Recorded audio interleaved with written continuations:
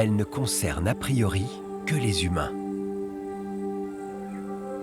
Mais on la retrouve de façon fascinante dans les comportements de la faune sauvage.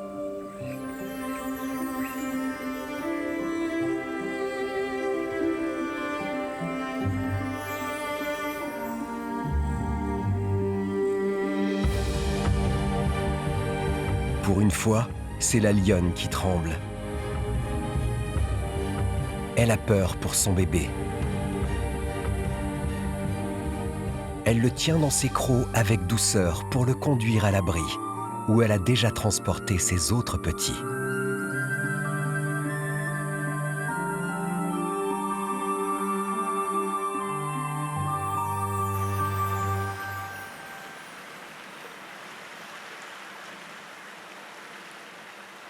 Sa cache est si discrète qu'il n'y a que l'aigle pêcheur pour partager son secret.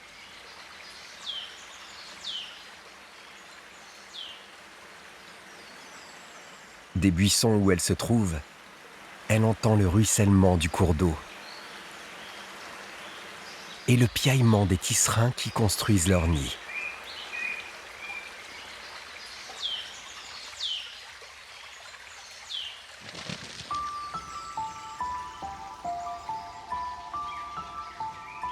Du plus grand des carnivores au plus modeste des oiseaux, les animaux partagent le même souci: assurer la protection de leurs petits pour qu'ils puissent grandir.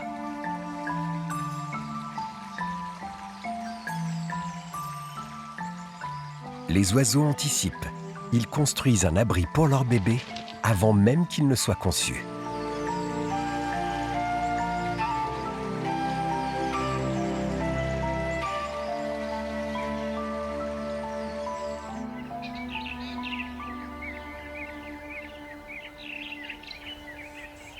Comme la maman lion, la maman impala a mis bas à l'écart de son groupe.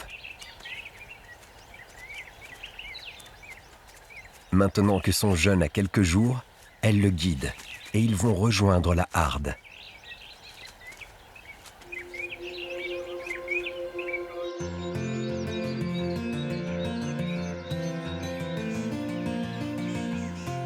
Voilà la première expression de la tendresse chez les animaux, celle des mères. L'attention, la patience et la douceur qu'elles ont pour leurs petits.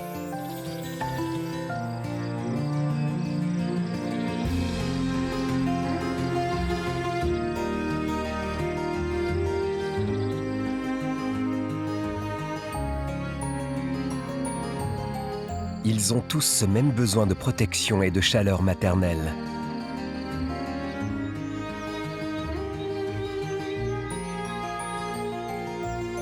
Toutes ces attentes sont comblées quand ils se nourrissent collés à leur mère.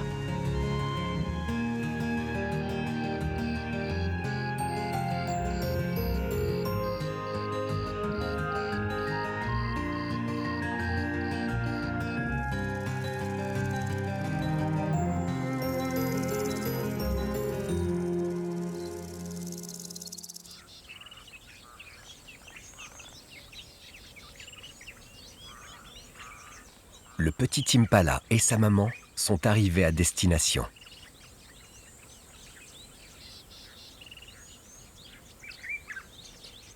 C'est le moment où le bébé découvre sa grande famille. La harde comprend une 50aine d'individus. Beaucoup de femelles, quelques mâles célibataires et quantité de petits qui ont tous à peu près le même âge.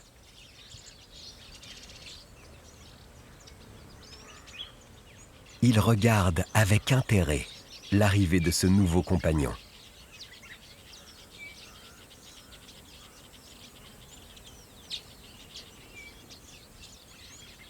Comme tout ce monde est un peu impressionnant, le bébé reste d'abord dans le sillage de sa mère.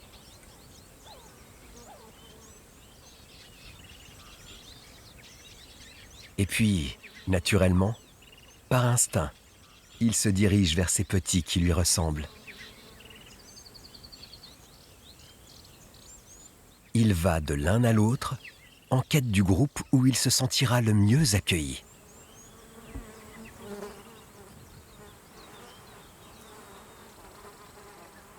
Dans celui-ci, personne ne s'intéresse vraiment à lui. Il est vrai que les jeunes antilopes sont très occupés à tenter de se débarrasser des mouches qui les harcèlent.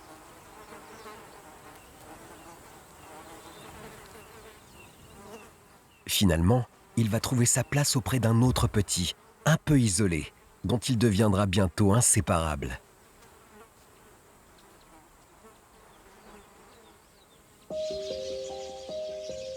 Là où la lionne avait caché ses petits, toute la colonie de tisserins a avancé dans son ouvrage.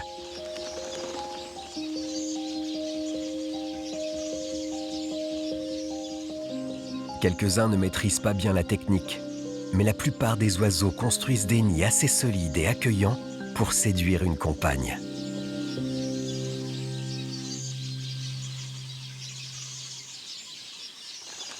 Dans quelques semaines, le site accueillera des centaines d'oisillons.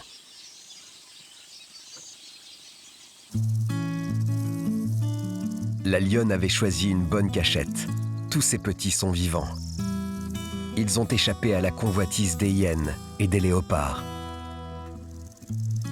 Ils partagent maintenant cette balade en famille.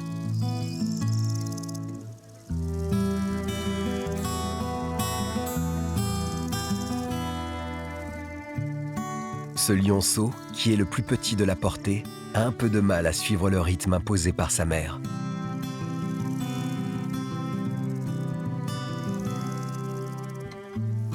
Mais il peut compter sur l'attention de son frère, qui l'attend de proche en proche. Cela vaut bien, en remerciement, un petit signe de reconnaissance. Un autre petit lion part résolument de l'avant. Il veut être au premier rang pour assister aux retrouvailles. La lionne, qui rejoint sa sœur, lui témoigne d'une accolade son affection.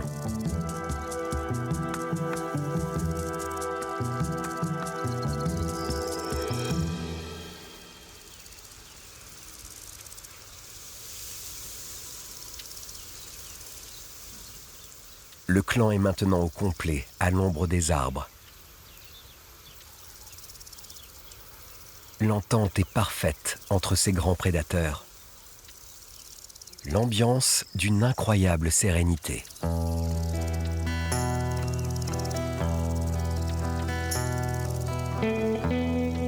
De toutes les mamans de la savane, les lionnes sont parmi les plus tendres avec leurs petits.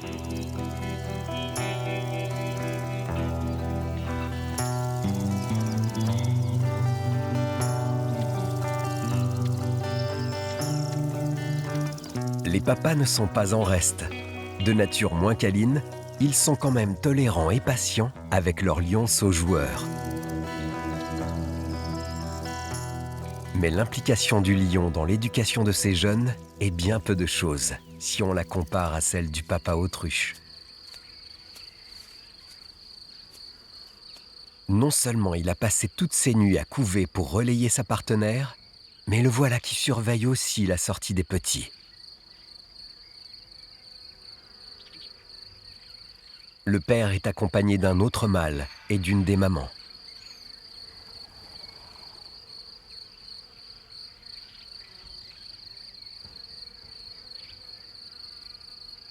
Tous ces autruchons ont le même père, mais ils sont issus de mères différentes. Papa est polygame, mais très concerné par la sécurité de sa progéniture.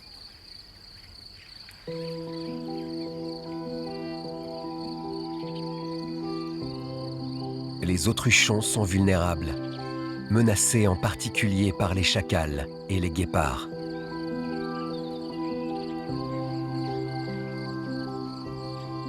Mais tout occupée à recevoir l'affection de ses petits, cette maman guépard n'a vraiment pas l'esprit à la chasse.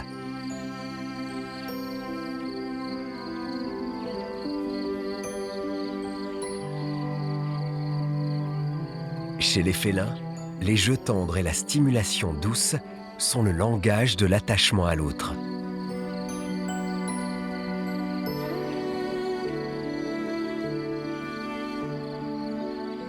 les canidés s'expriment de façon toute différente.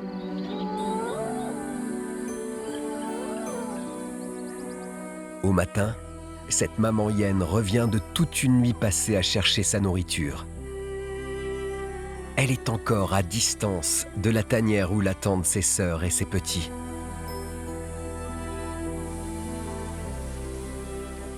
Ils commenceront sans elle.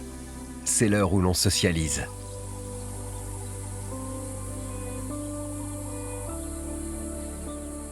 Il n'y a pratiquement que 2 moments où les plus jeunes se retrouvent en dehors de la tanière. Lorsque le soleil se couche et au début de la journée, quand les adultes rentrent de leurs escapades nocturnes. La façon d'entrer en relation avec l'autre est très différente de celle des félins. Pour montrer son attachement à un petit, à une sœur ou à un frère, on mord.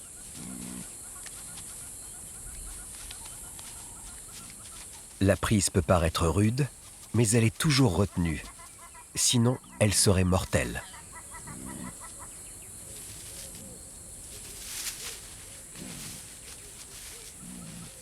Une fois délivrés des jeux vigoureux de leur grande sœur, les petits voudraient bien se rapprocher de leur mère. Ils espèrent une tétée, ou au moins un moment de tendresse plus conventionnel.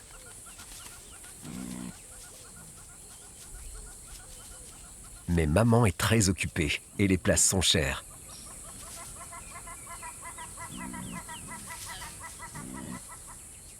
Alors les petits se mettent en retrait et retournent à leur complicité.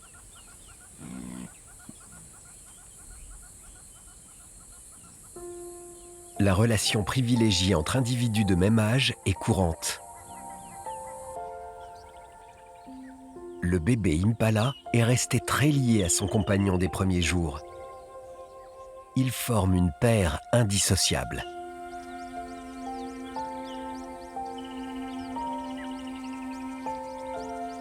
Ce jour-là, ils échappent à la surveillance d'une maman et décident de s'aventurer tout seuls en territoire inconnu.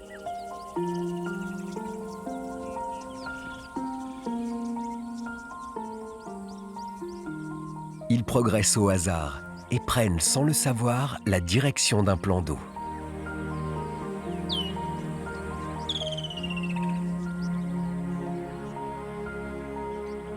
C'est un univers qu'ils ne connaissent pas, car ils ne boivent pour l'heure que le lait maternel.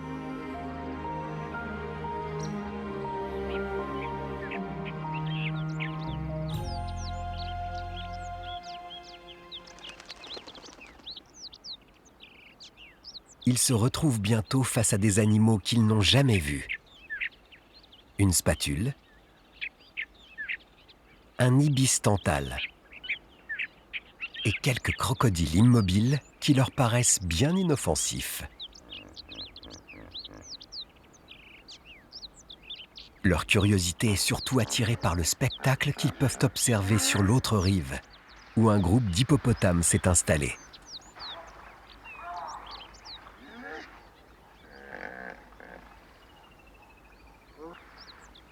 C'est une petite communauté d'une vingtaine d'individus.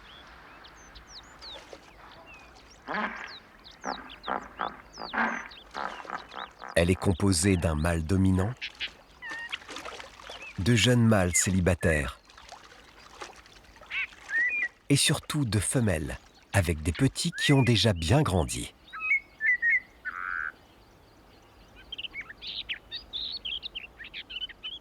Le lien est très fort entre les mamans et leurs jeunes, et les jeunes entre eux sont souvent proches.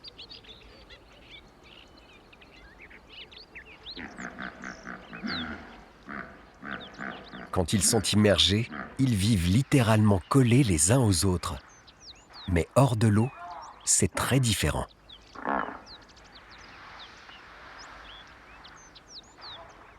Les contacts sont furtifs, leur expression discrète, presque gênée. Parfois, quand même, on voit un jeune lécher longuement sa maman. C'est peut-être par affection, ou plutôt pour le goût de la sécrétion qui protège sa peau du soleil.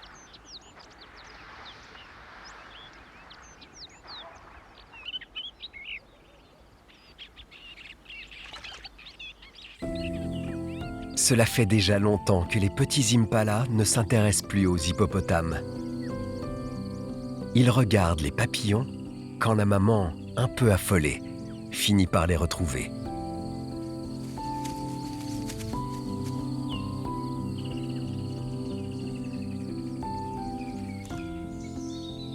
Il y a quantité d'espèces, autant d'organisations sociales et autant de façons de manifester telle ou telle forme de tendresse. La maman léopard avec son fils, la lionne avec sa sœur, ou ces grands calaos qui sont frères disent chacun à sa façon leur attachement à l'autre.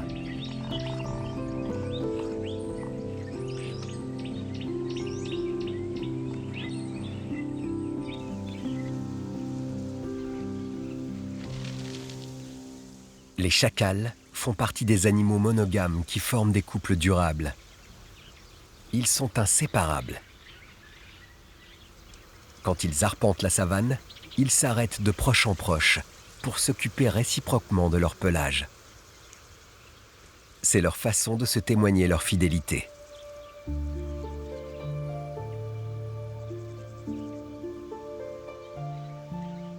Leur structure sociale est à l'opposé de celle de la girafe, qui entretient par nature des relations informelles et distantes avec les autres.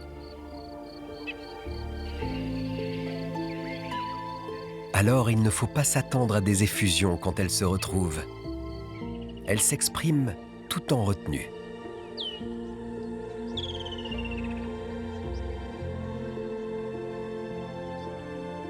Celle-là, qui rejoint un petit groupe, va passer d'un individu à l'autre pour faire, en guise de salutation, une tendre mais brève accolade.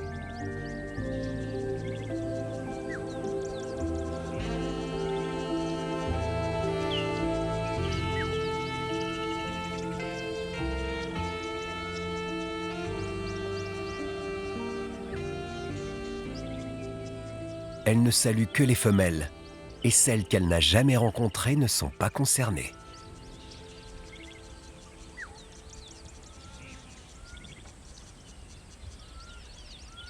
Mais les girafes peuvent aussi s'exprimer de façon plus spectaculaire.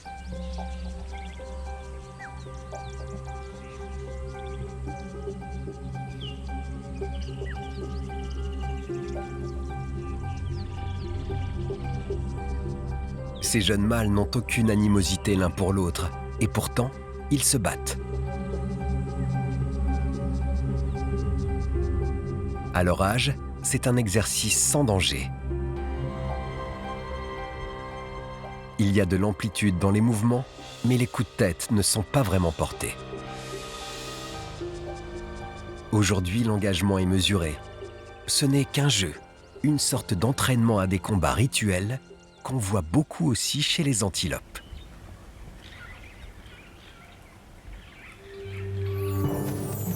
Ils ont pour but de définir la hiérarchie et de choisir les mâles reproducteurs. On ne se bat sérieusement qu'à la saison des amours.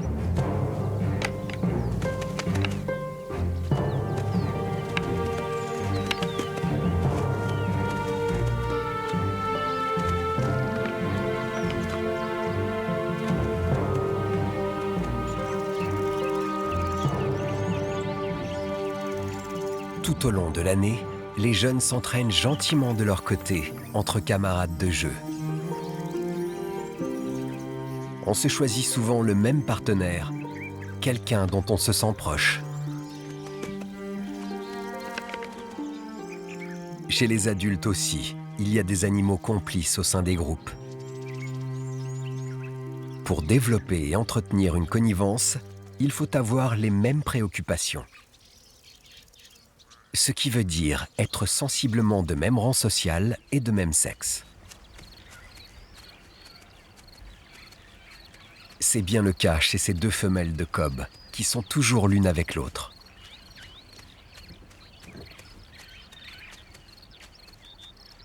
Elles sont très proches, mais pourtant ne se touchent quasiment jamais.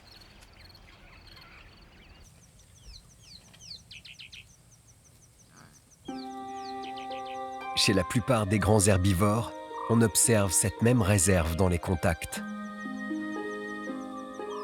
On se frôle, on se frotte, mais toujours avec retenue. C'est souvent l'expression de la tendresse entre une mère et sa fille, ou entre deux sœurs.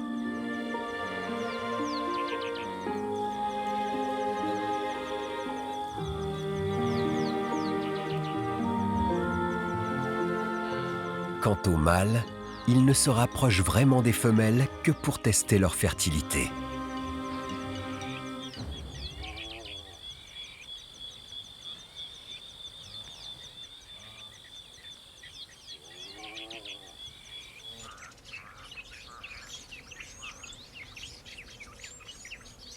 D'une manière générale, on peut dire que les carnivores sont beaucoup plus tactiles. C'est très évident chez les mangoustes. Ces petits animaux qui vivent en colonie sont en quasi-permanence au contact physique d'un autre membre de leur groupe. Ce n'est pas étonnant pour des petits qui chahutent.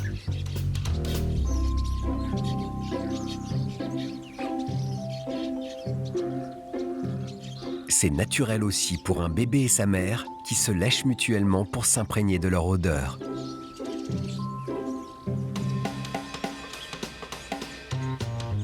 C'est beaucoup plus étonnant quand une maman et son petit vont rejoindre une mêlée où l'on retrouve non seulement d'autres mamans, d'autres bébés, mais aussi quelques mâles.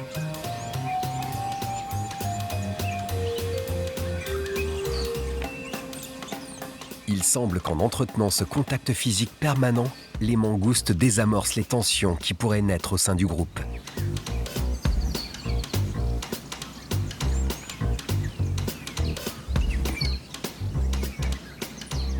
L'organisation sociale de ces mangues rayées est l'une des plus complexes du monde animal. Toutes les mamans s'occupent indifféremment de tous les petits. Et les mâles, papa ou non, participent aussi à leur éducation. Chaque jeune a un ou plusieurs mentors qui s'occupent de lui jusqu'à ce qu'il sache trouver par lui-même les vers et les insectes dont il se nourrit.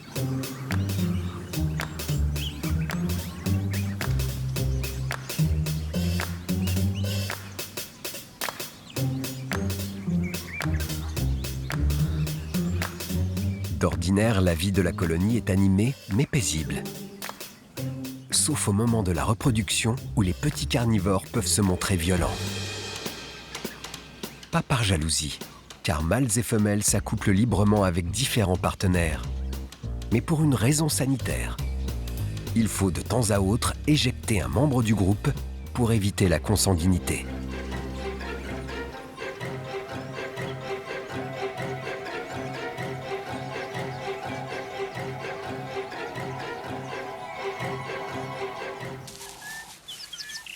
Le temps de la reproduction est une parenthèse dans la vie des animaux. L'occasion d'exprimer ou non un certain degré d'attention et d'attachement à l'autre.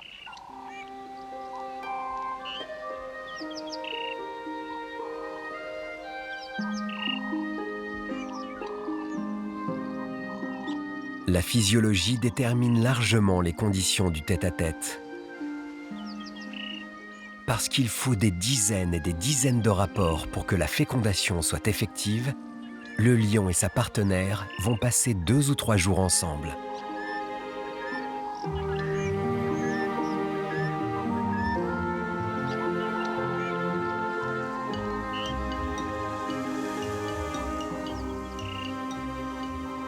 Entre chaque accouplement, les lions s'accordent un petit quart d'heure de repos.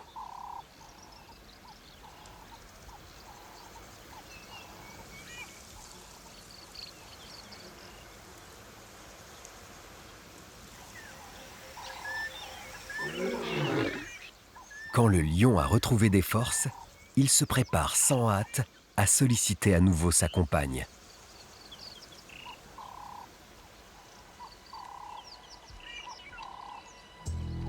Son attitude est explicite, mais il attend clairement le bon vouloir de la lionne.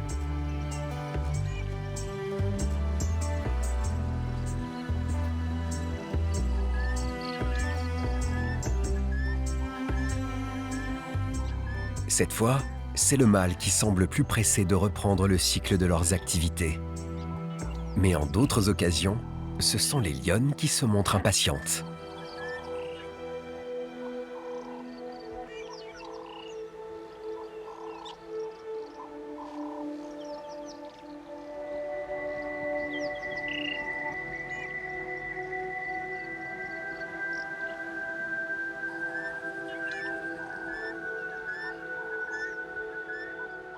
On observe en tout cas qu'il n'y a pas de contrainte, mais un respect de l'autre, une attitude empreinte à l'évidence d'une sorte de tendresse.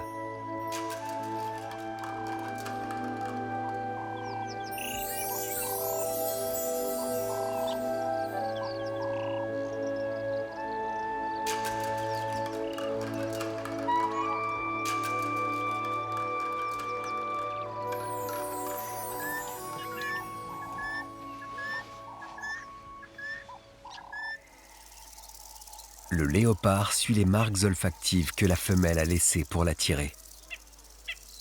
C'est un peu sa manière à elle de faire la cour. Pour le reste, comme chez le lion, c'est une étreinte rapide qu'il faudra multiplier des dizaines de fois. Ce n'est pas le cas chez les phacochères. Malgré des préliminaires réduits au minimum, l'acte en lui-même est isolé et dure 1 minute à peine. De façon générale, quand il s'agit de se reproduire, les animaux ne font pas de grands étalages de tendresse. Mais certains, quand même, savent se montrer plus délicats que d'autres et mettent en œuvre un véritable rituel de séduction. Comme les autruches, avec leur danse nuptiale.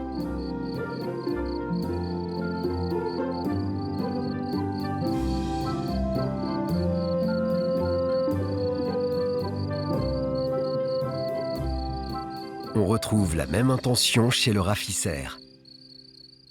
Mais elle s'exprime de façon très différente chez cette petite antilope d'une dizaine de kilos.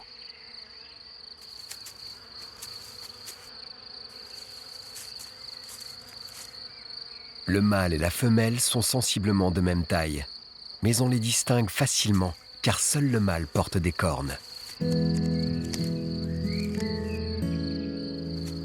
Ils forment des couples monogames qui partagent le même territoire, mais vivent chacun de leur côté, sauf au moment de la reproduction.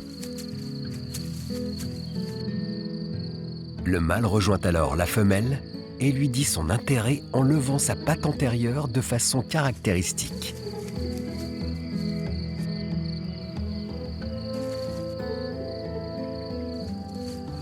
La petite antilope fait sa cour de façon assidue et patiente en léchant régulièrement la croupe de sa partenaire.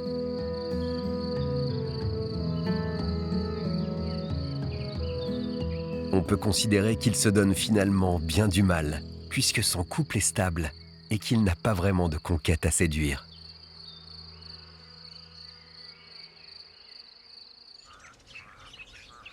On retrouve un peu ce même comportement chez la girafe. Mais la situation est différente, puisque les mâles sont en concurrence et que les femelles n'ont pas d'attache.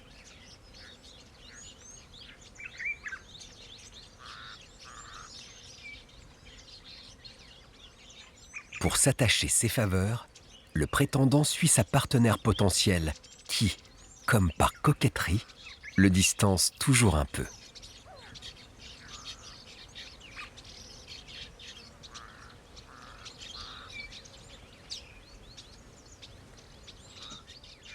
Ce petit manège peut durer longtemps, d'autant que les deux girafes font de temps en temps une pause pour manger.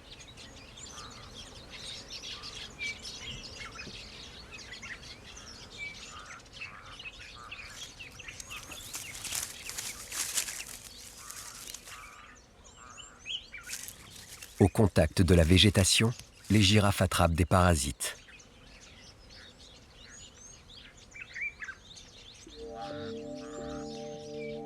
Les tiques en particulier colonisent les zones à l'arrière du crâne et à la base des oreilles. Des endroits où même les langues les plus longues ne peuvent les déloger.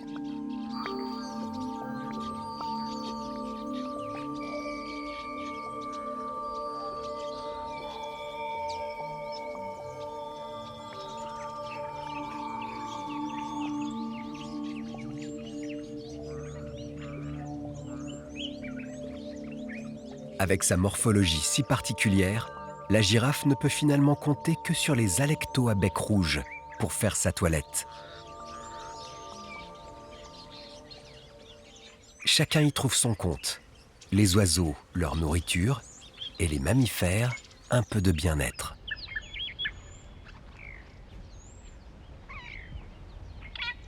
Les girafes et les buffles tolèrent d'autant mieux cette présence qui est quand même envahissante et intrusive qu'ils n'ont pas d'alternative. À la différence d'autres espèces, ils ne pratiquent pas l'épouillage mutuel.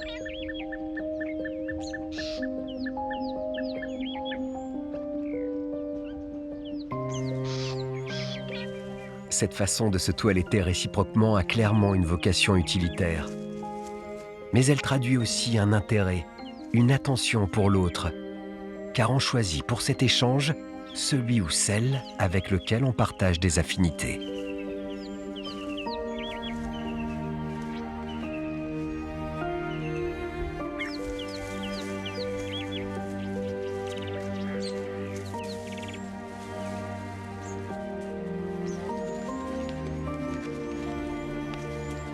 On observe parfois en ces circonstances de l'abandon et toujours une forme de confiance qui traduit de l'affection ou pour le moins une relation sociale privilégiée.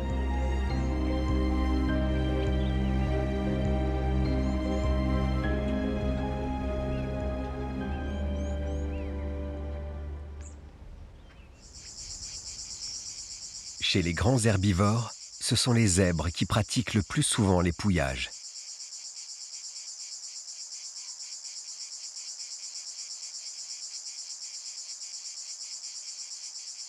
Dans une position tête-bêche caractéristique, ils utilisent leurs dents et leurs lèvres pour se débarrasser mutuellement des parasites.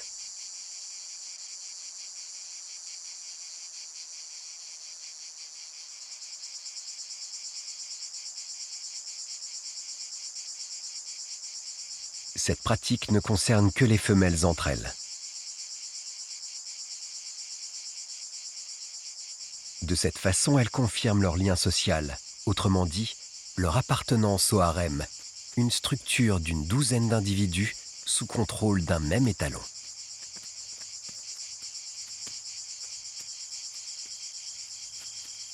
Dans ces groupes, les zèbres se retrouvent souvent très proches les uns des autres. Ils se frôlent, ils se touchent. C'est une caractéristique de l'espèce.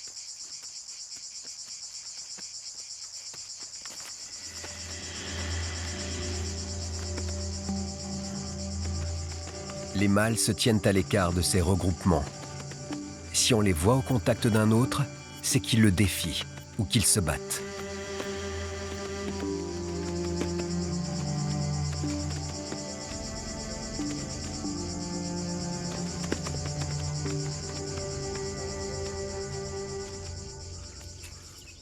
Plus les espèces sont évoluées, et plus la routine de l'épouillage prend de l'importance dans leur vie sociale.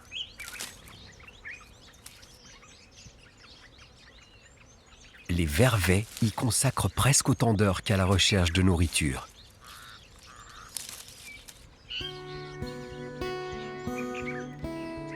Le fait qu'ils soient dotés de mains, qu'elles autorisent des gestes précis et délicats, donne une toute autre dimension à la pratique.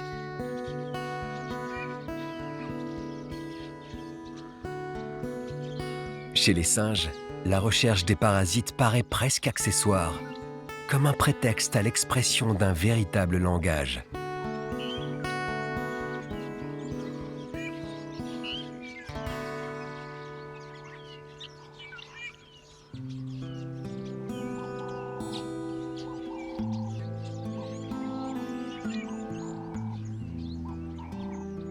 L'épouillage est une faveur que l'on accorde à un individu auquel on est attaché ou pour lequel on a du respect.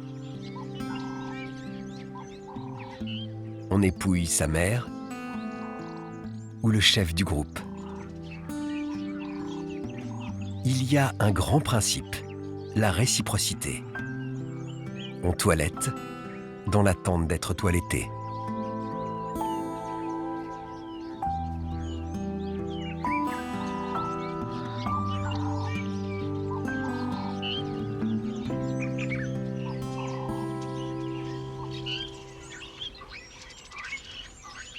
Il y a une telle dimension hiérarchique et affective dans l'épouillage que cela génère des jalousies et des petits règlements de compte.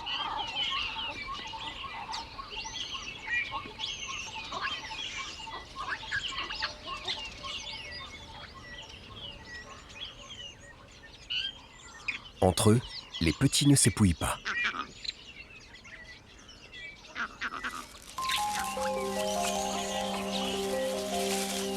À cet âge, les complicités au sein du groupe se créent et se développent plutôt par le jeu.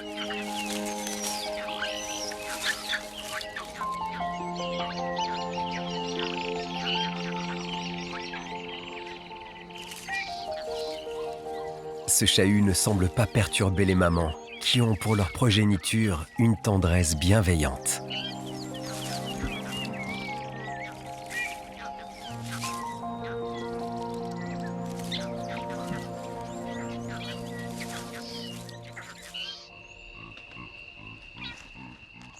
À la différence des vervets, les babouins ne grimpent dans les arbres que pour y passer la nuit.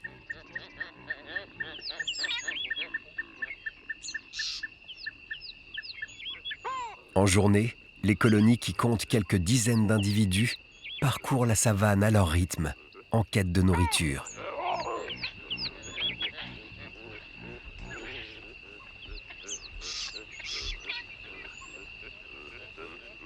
Les mâles, les femelles, les adultes, les jeunes, tout le monde s'affaire. Même les plus petits qui commencent à goûter à quelques brins d'herbe sous la protection de leur mère.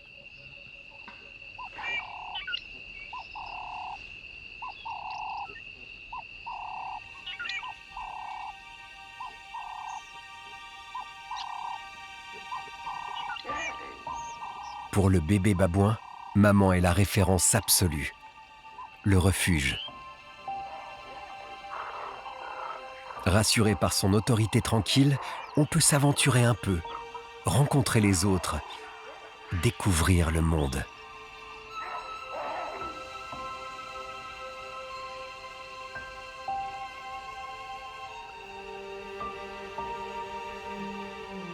On sait qu'à tout moment, si besoin est, il suffira de s'agripper à son pelage, qu'elle laissera faire, et qu'on pourra même sans doute s'accrocher à une mamelle.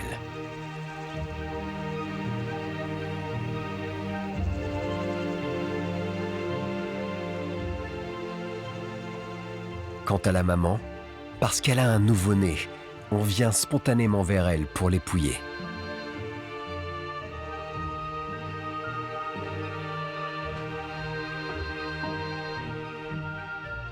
C'est un privilège et un avantage. Un pelage bien toiletté est souvent un gage de bonne santé.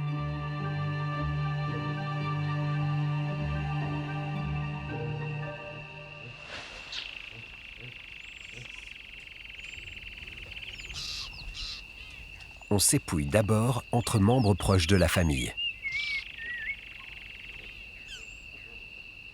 C'est une pratique anti-stress. Elle est si bénéfique que cela vaut la peine d'attendre son tour.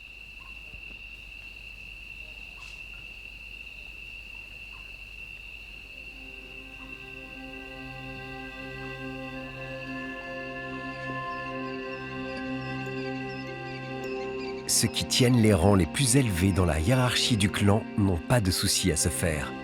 Tout le monde veut les toiletter.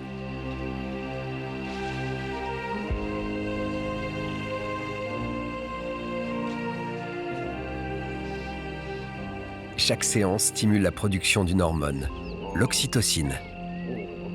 Elle est connue pour renforcer les liens affectifs et les relations sociales.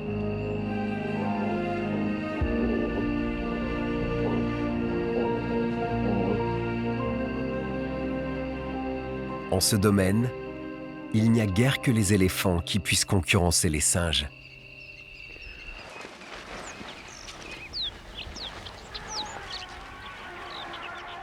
Ce petit groupe de pachydermes creuse le lit de la rivière pour y chercher l'eau, sous le regard curieux d'un tout nouveau-né.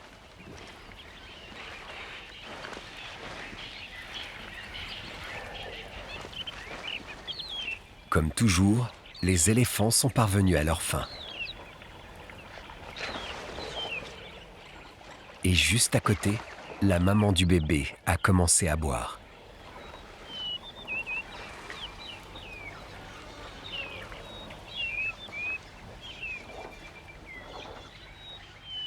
Comme il peut passer sous le ventre de sa jeune maman, qui n'est pas très grande pour un éléphant, on peut dire que le petit n'a que quelques semaines.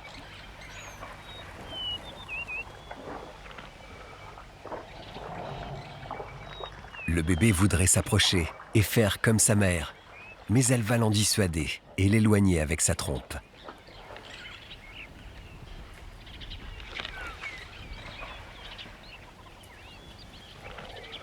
Elle assure sa sécurité, mais le laisse en même temps faire son expérience.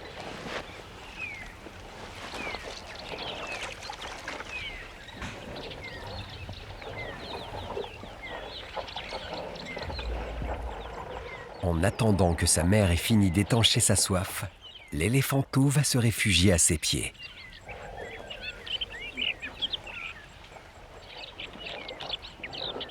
Il se détend dans le sable de la rivière, en gardant toujours par la trompe ou par le pied un contact confiant avec sa maman gigantesque.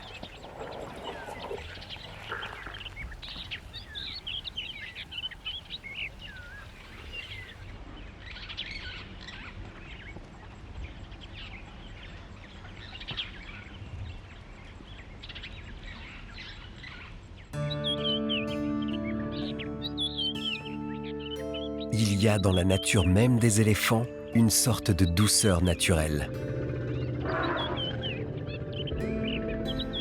Ils communiquent entre eux avec des contacts amortis et des gestes lents, comme s'ils se retenaient, comme s'ils voulaient tempérer leur force brute.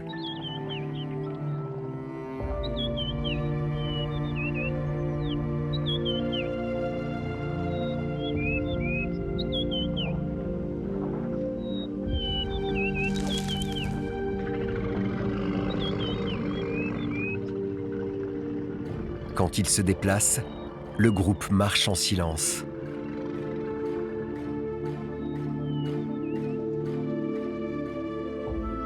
Il a ses codes, ses conventions mystérieuses. Et si on les enfreint, il y a simplement un rappel à l'ordre sans bruit et sans violence.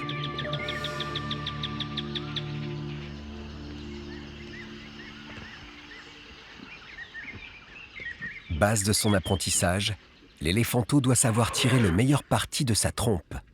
Un appendice extraordinaire.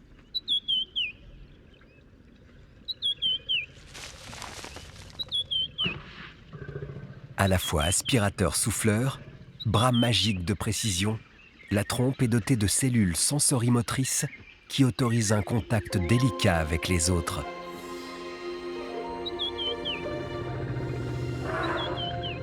Elle permet aussi de détecter la présence de l'eau à plusieurs kilomètres de distance.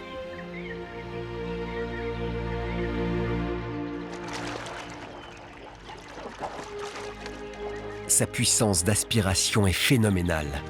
En moins de 5 secondes, les éléphants peuvent remplir leur trompe de 10 litres d'eau.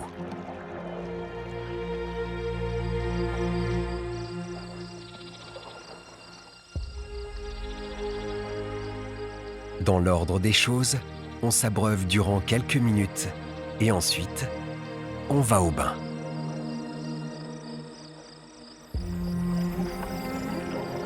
C'est le grand plaisir des éléphants. Partout où ils le peuvent, ils s'accordent un bain quotidien.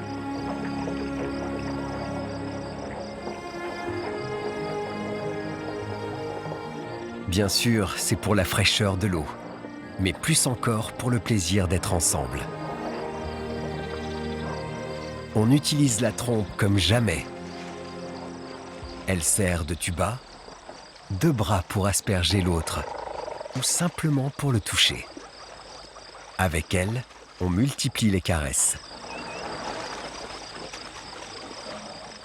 Certains inventent des jeux, entraînent un camarade dans un tandem insolite.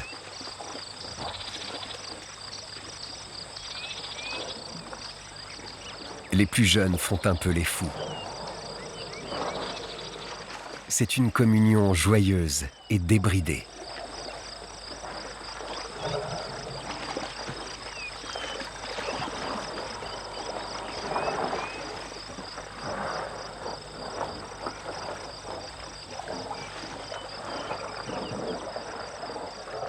Et puis vient le moment où quelques éléphants prennent la direction du bord. Cela marque la fin de la récréation. D'un coup, tout le monde sort de l'eau. Tout le monde, sauf ces deux-là qui traînent encore un peu.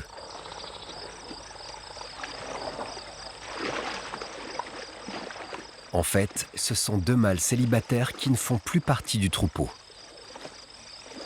Depuis qu'ils l'ont quitté, au lieu de vivre en solitaire, ils se sont associés pour faire vie commune.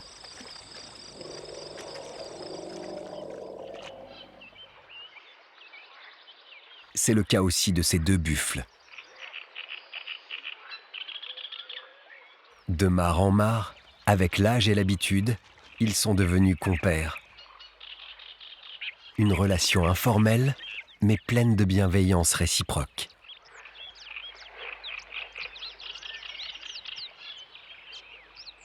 Au bord des mares ou dans la savane ouverte, des espèces se côtoient et cohabitent. Elles partagent le même espace, se confrontent aux mêmes fluctuations climatiques.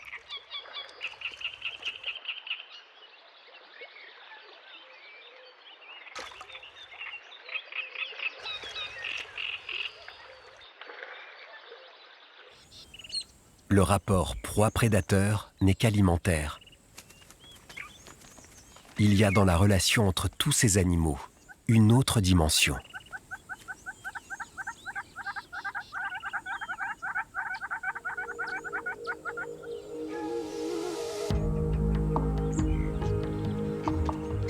Quand tombe le jour, qu'il est l'heure de boire, comme animés d'un même élan plus fort que tout, les animaux prennent le chemin de la rivière.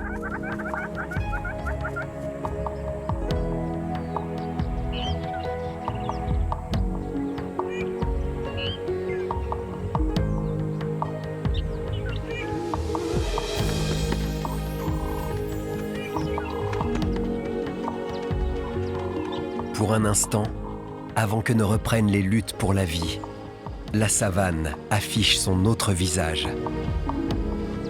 Celui d'une communauté dont les membres sont liés par un lien fort. Ils partagent le même destin, le futur des derniers espaces sauvages.